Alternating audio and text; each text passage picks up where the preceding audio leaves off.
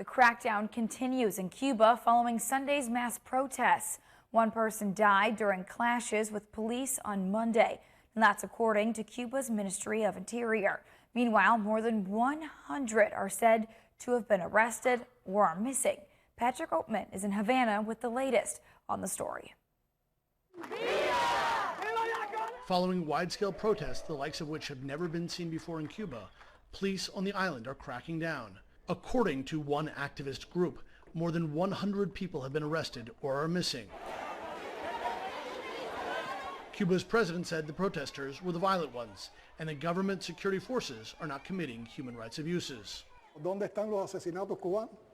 ¿Dónde está la represión cubana? Where are the murdered Cubans? Where is the repression? Where are disappeared people in Cuba? But outside this police station in Havana, a group of mostly women searched for relatives who are now missing. 3 officers jumped on him. They threw him against the floor, Jacqueline says. They broke his jaw, hurt his wrist, and I don't know where he is.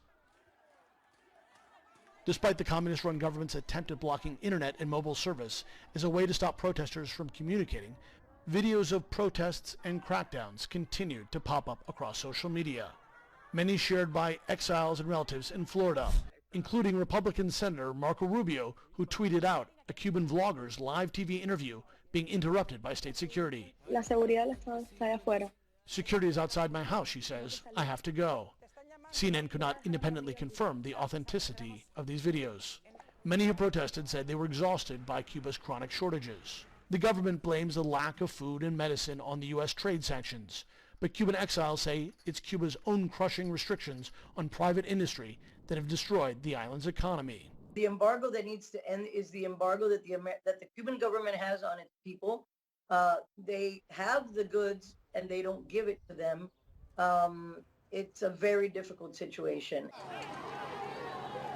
Exiles in Miami are also making their voices heard, many marching on a busy South Florida highway this afternoon. I am now to your right.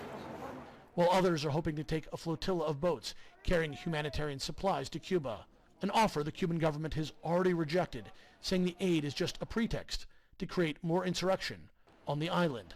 Patrick Oatman, CNN Havana.